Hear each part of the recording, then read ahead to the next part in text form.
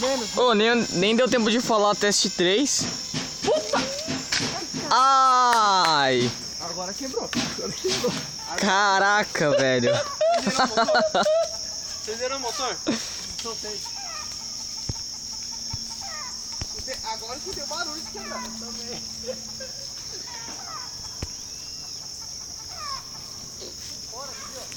Vamos ver o que aconteceu com o avião.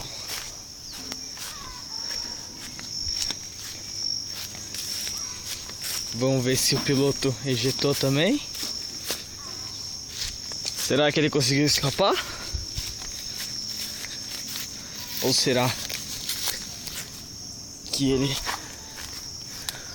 morreu junto com o avião agora?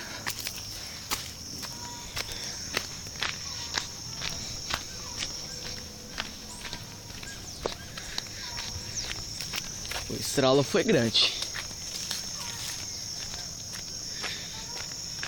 E aí, quebrou?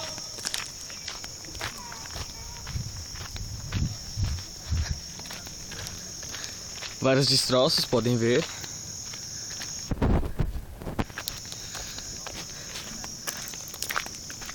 Tá parecendo aqueles aviões abatidos da Primeira Guerra Mundial. Nossa. Nossa. Mas a hélice.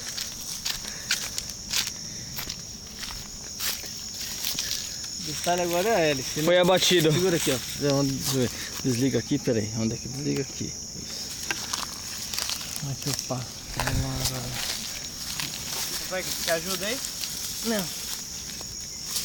Leandro, levanta aqui um pouco pra mim aqui. Já foi. Ah. Vamos ver. A hélice é a caixinha dele. Que caixinha? A capinha. Ele ejetou, Injetou. mas a capinha saiu? Pode desligar o Adriano isso daí. Esse daqui. Ai, ai. Ah, quando pegou aqui, ó. O estrago foi feio, hein? Foi nada.